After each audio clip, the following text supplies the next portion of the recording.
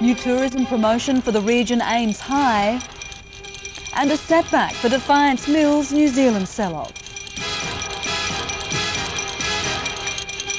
This is Win News.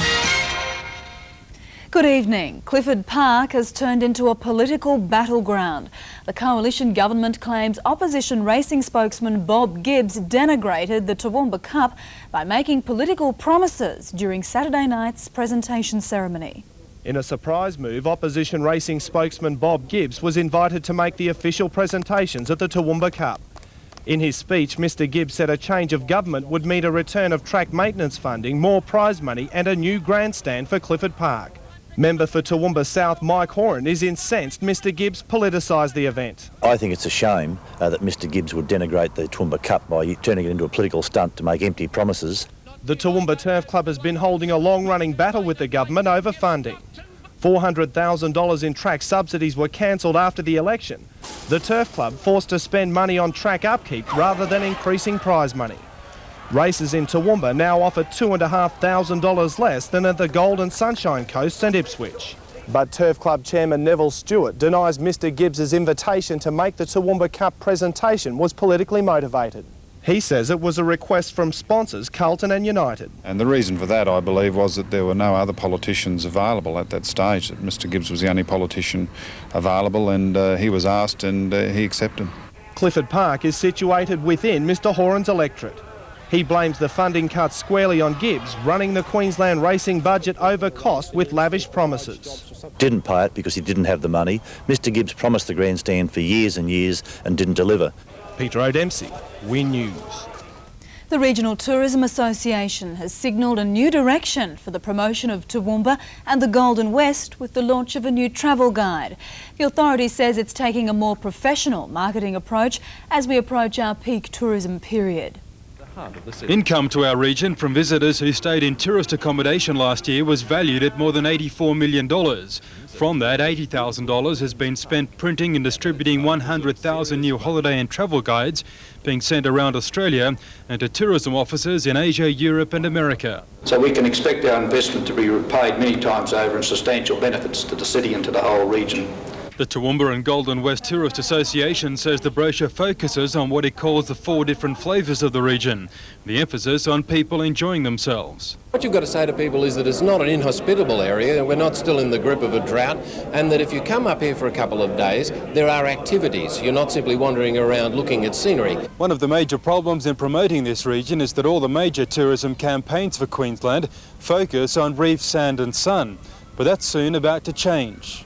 The Queensland Tourism and Travel Corporation will help promote individual areas of the state. The aspect of tourism in the hinterland of cities, rather than the sun, surf, sea, sand and sandwiches that we've seen for a long time, is a sort of new, really, concept for a lot of people within major centres of Australia.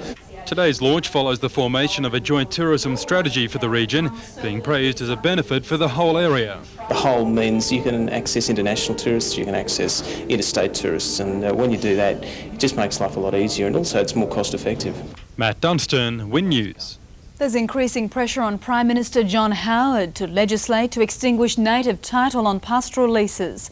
Federal Cabinet met today in Brisbane, where the government's response to the Wick High Court decision was a major topic for discussion. Most pressure on the Prime Minister is coming from his coalition partners. Some are threatening to quit if native title on pastoral leases isn't extinguished. In his strongest hint of the government's intentions, Mr Howard says he'll legislate if all parties can't reach a compromise. There's been a setback for Toowoomba-based Defiance Mills' plans to sell off its New Zealand operation. The New Zealand Commerce Commission has rejected a $43 million sale offer by milling competitor Goodman Fielder Limited. Defiance ordinary shares dropped 7 points to $1.94 with news of the setback. The company's Kiwi competitor Goodman Fielder offered to buy Defiance operations in New Zealand for $42.8 million, subject to approval by the New Zealand Commerce Commission. That approval has been refused. I guess what they would be alluding to was that it confines competition in that particular sector in New Zealand. Defiance and Goodman Fielder will now try to negotiate an agreement to suit the Commission. Mr Chalk believes its latest refusal has affected Defiance Mills. I would certainly see it as being a setback. With Defiance unsold in New Zealand, he says the company would look more attractive to food giant Bunge International, which has launched a takeover bid for Defiance's Australian assets. Bunge has offered shareholders $1.70, not enough according to the company. Pricewaterhouse independently valued Defiance shares at between $2.39 and $2.59. The state government believes a new package with more professional challenges will attract a surgeon to the Dalby region. Health Minister Mike Horan released the idea as part of an 11-point plan to solve Dalby Hospital's health concerns. Mike Horan recently toured the Dalby Hospital for himself after 300 people at a public meeting called for the Health Minister to personally intervene to fix problems at the ageing facility. The result, an 11-point plan announcing the upgrading of facilities, a guarantee that 80 beds will remain in the Coringal nursing home, and the formation of a consultative committee to help address problems in the future. This 11-point plan is going to address all the concerns that have been lingering in Dalby for about 2.5 years now. In particular, a guaranteed security regarding the Coringal nursing home and the number of beds and the jobs for staff. The Australian Workers' Union, which has been unhappy with the running of the hospital, says the new initiative should work. There's some points that would have roused the interest of the people of Dalby, and certainly they will be beneficial to our members. The Health Minister has also restructured the surgery position on offer in an attempt to attract applications for the job. That surgeon will work 2 days in Dalby, Warwick for 2 days and Toowoomba for a day, giving additional services to Warwick and doubling the surgery performed in Dalby. We know that this package will provide a surgeon. We've already had some interest because what it means is that the surgeon will have a large volume of work, which is one thing that they require for their own professional development. A surgeon there for 2 days a week obviously is going to be a big improvement. Shan Vivers, Win News. Simon Gallagher's HMS Pinafore will be the first large production at Toowoomba's Empire Theatre following its official opening. Meanwhile, the theatre's new manager says he wants the Empire to offer a broad range of cultural experiences. As completion of work on the Empire draws nearer, so too does opening night, scheduled for June the 28th. Today, the occasion was discussed among the opening night performances director, Toowoomba City councillors and staff. First half of it is something which shows off the theatre itself and the things that happen or can happen in the theatre. And the second half is a gala concert. The plans for opening night are being kept secret. However, Mr Young has confirmed there will be singing and dancing and national stars. Immediately after that, Simon Gallagher's musical HMS Pinafore will be staged. Bookings will be taken soon. This is the revamped version with John English and Simon Gallagher and all the rest of them. It's a jolly romp and it's great fun, and it's been doing tremendous business all over the country. Meanwhile, the Empire's new manager, Kerry O'Rourke, wants it to host a broad range of culture, from opera to comedy, puppetry to experimental theatre. This is not going to be a high art culture centre, though you might be able to come here and see some high art forms. I see culture as a much broader issue, and therefore what's one person's high art might be another person's entertainment, and vice versa. Mr O'Rourke says more work needs to be done in locking in performances for the Empire's first year. Stay with us. After the break, Australia's biggest beef expo underway, and the Salvos singing for much needed funding.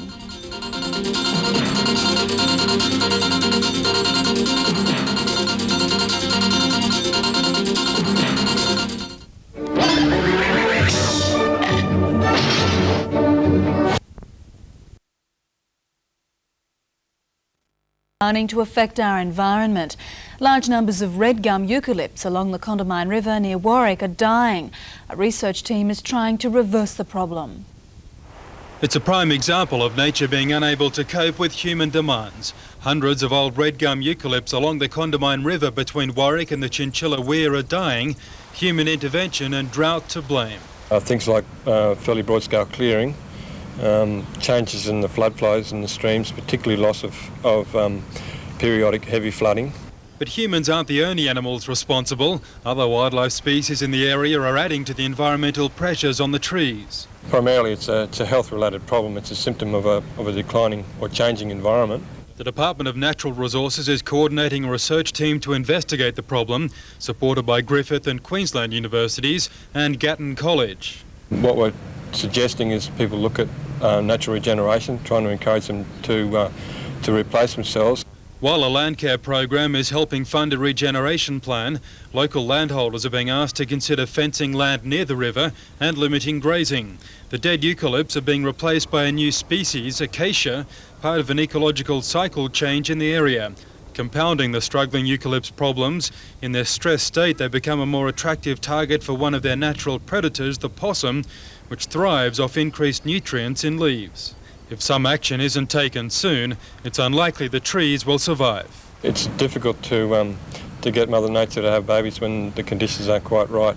Matt Dunstan, Win News. Australia's premier beef expo has begun with a strong representation from the Darling Downs. While there's a heavy emphasis on new techniques and technology, the expo has no shortage of colour. The Territory's Primary Industries Minister, Mick Palmer, offered cattlemen the Northern Australian perspective. But with goodwill on both sides, I'm sure we can grow this trade and sustain it into the future. While high-level trade and government officials from Southeast Asia provided insight into the live export trade. Topics covered exports into the next century, quality assurance and the economics of live export. Across at the showgrounds there was plenty more activity. In the ring, judging began with Brahmans, Murray Greys and Santas, just some of the breeds on show. The main exhibition hall also abuzz with information and entertainment. And what's a cowboy without his hat? Cooking demonstrations were aplenty, offering tasty treats. The secret ingredient not hard to guess. Win Television's Jeff Jantz of What's Cooking fame showcasing his talents to novice chefs. And if cattle weren't enough, market stalls displayed homewares and knickknacks with a distinctly country feel. School children also given the chance to see themselves on TV at the Win Interactive stand, and souvenirs and merchandise also on sale, like these swag stubby holders, offering visitors a little memorabilia to take home with them. Organisers are pleased with the turnout so far. Tours went off well. I've had very good feedback on the tours. The lead steers also went very well, very high quality cattle, and the opening ceremony with Tim Fisher went off without a hitch. Much more in store for the week-long event. Selena Downs, Win News. The newly formed Women's Council for Rural and Regional Communities wants you to voice your ideas and concerns to its members. The group of 15 women, including 2 from the Darling Downs, were chosen from throughout Queensland. They're taking issues of concern from individuals and groups to the Deputy Premier and Women's Affairs Minister, Joan Sheldon. A woman is questioning a Queensland rail policy which she claims prevents her from sharing a sleeping compartment with her 6-year-old son. She's been told he either sleeps in an all-male compartment or she pays for a 3rd bed in an economy sleeper. A regular train traveller, Kerry Zeller, was booking a trip for herself and son Ian to Gladstone to see her mother. And they said to me that since Ian was a male and he was 6 years old, that he couldn't share with me. The pensioner was given a choice: pay for the 3 beds in the economy sleeper or put her 6-year-old in an entirely separate sleeping berth. The second option would have placed Ian in a sleeper, but in the realisation of a mother's worst nightmare, he would have been sharing that with 2 unknown adult men. Well, I was scared that, he could have been going to, with anyone, 2 other males. He could have been going in with Mr. Bubbles, as you put it. Anything could have happened. As it was, Ian arrived home safe but tired today after sitting through the 15-hour journey with his grandmother. He's now too big to sleep on the floor, and his mother is urging Queensland Rail to introduce a little compassion to their ticketing. It's not like the other lady's going to get undressed in front of me or my son or anything, because not everyone's like that. They wouldn't do it. So, I can't see the harm in having my son in with me. While the North Queensland Q-Rail office sympathises with Miss Zeller's case, in a written response it was stated a child aged 6 years or over will not be permitted to occupy a sleeping berth in which a person of a different sex, other than a relative, is travelling. Parents are advised to upgrade to a first-class sleeper. Kirsty Bozeman, Win News. The Salvation Army's Toowoomba Hall today rocked to the sound of music, dance and laughter during the annual charity concert. Nearly 600 arrived in cars and buses from as far as the Gold and Sunshine Coasts to attend today's charity.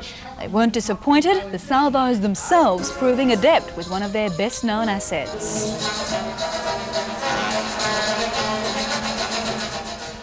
And an old-time band also graced the hall, many in the audience remembering the originals in their youth. But the young weren't forgotten, also making an appearance, toe-tapping stuff.